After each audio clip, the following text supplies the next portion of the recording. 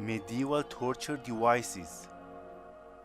There is a certain grotesque ingenuity inherent to many of the most horrifying medieval torture methods. Not only could they cause pain, but they often played on psychological fears. It was merely being horribly misused to manipulate accused witches and dissenters against the church into confessing to crimes against God they didn't commit. Here are hideous medieval torture devices. Pear of Anguish.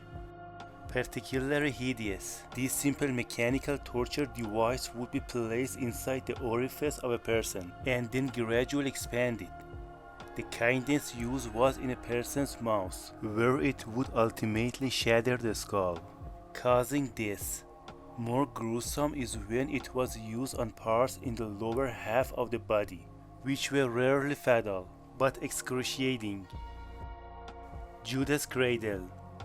The Judas Cradle is a massive pyramid that would be inserted into the anus or vagina of the victim, who would then be lowered onto it, stretching them out grotesquely. Iron Maiden.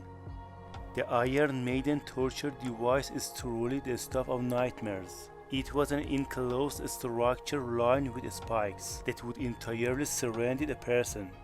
They would be left inside for interminable amounts of time, unable to do anything but stand. They be pierced by the metal protrusions. You can guess how it might go once the legs started to tire out. A Spanish donkey. Similar to the Judas Cradle, the Spanish donkey is a triangular board that a person is forced to straddle, putting their full weight right on the crotch. Weights are then added to their feet until it splits them up the middle. The rack. Easily the most famous of medieval torture devices. The rack was used to stretch heretics by pulling on their ankles and wrists, in theory until they rent in half, while torturers made a wish. Usually though, these torture racks just ended up pulling limbs out of sockets, leaving victims to contemplate their sins, whether real or imagined. Spanish Tickler. This is a set of claws meant to dig into the skin and penetrate down to the bone. It is then yanked away, pulling flesh and muscle with it in great chunks. Obviously, medieval torture methods didn't have to be overly elaborate to be effective. Iron chair. One of the simpler but effective medieval punishments. The iron torture chair pierces a person's body at every point of contact.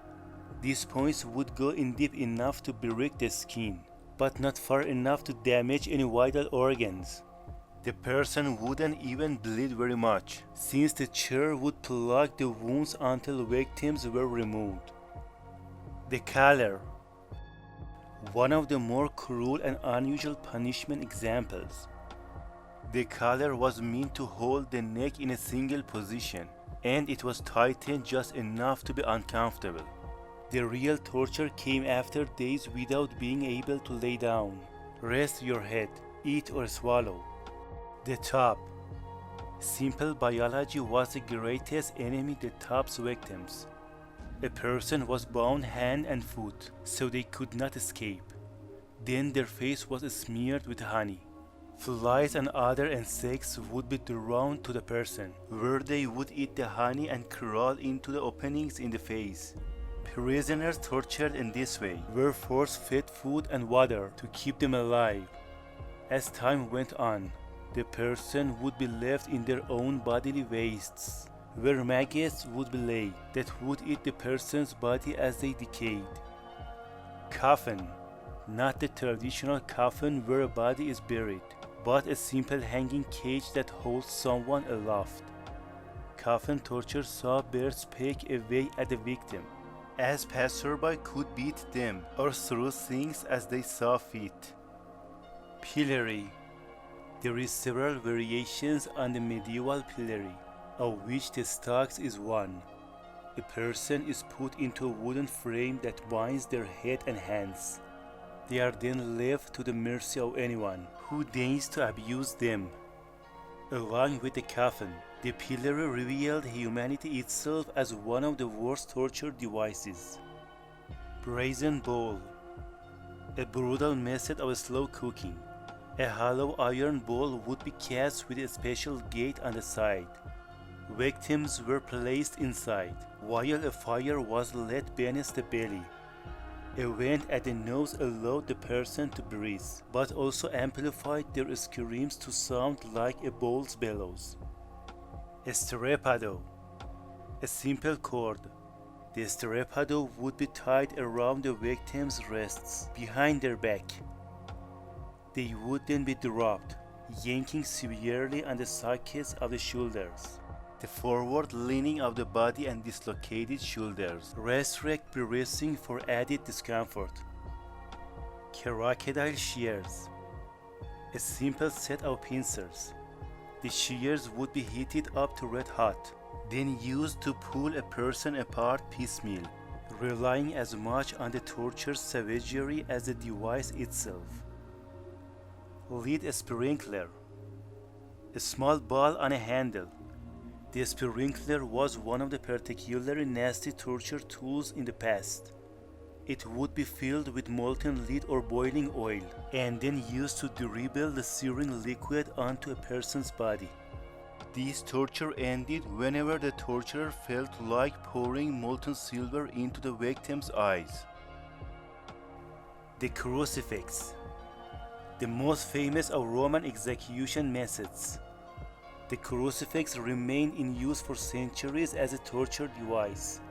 Individuals can be nailed to it or bound by their hands and feet, then left to be pecked at by bears, abused by locals, and suffer the ravages of exposure for days without perishing.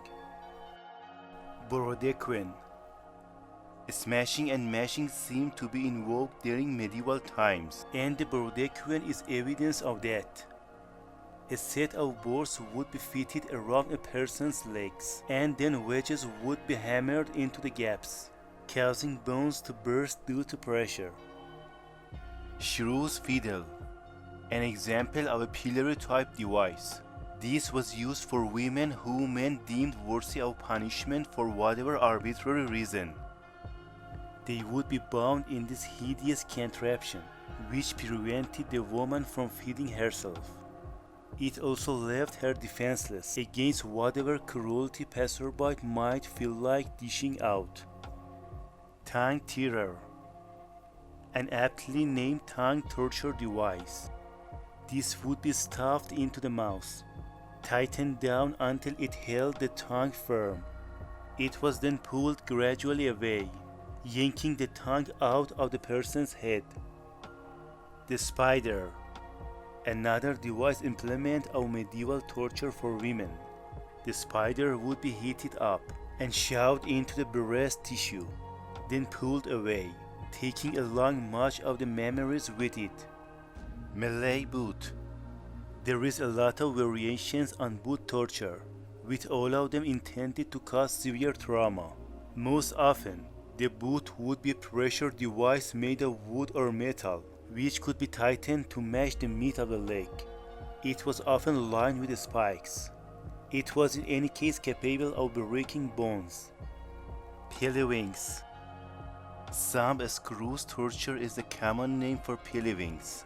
This took several forms, including the head crusher, which was likely named by a 4-year-old, and the knee crusher, which he also labeled. They all do the same thing. Twist the place like a vice, and they crush the thing between them. The Heretics Fork, another piece of neckwear that tended to be fancied by the church. This would be placed between the lower jaw and the throat. Lower your head and it will kill you. The Heretics Fork was a hideous way of keeping sinners looking up at God. Docking a stool. People were suspended on a swinging arm out over a river, and then dunked repeatedly in the water. Sometimes that would be bound in a bag, which would add disorientation to the waterboarding type exercise. Breaking wheel. The medieval torture wheel is something of a misnomer. as it was merely the thing people were strapped. Here they would be tied in awkward poses, then have their limbs smashed with iron cudgels. The Scavenger's daughter. The name is a bit of a mystery, though the inventor was named Skevington, which might have something to do with it. Used to wrap a person into a crouch, and then crush them into a tiny ball. The glory days of this were during the reign of Henry VIII. Many thanks for watching this video. Please subscribe my channel and like and share this video.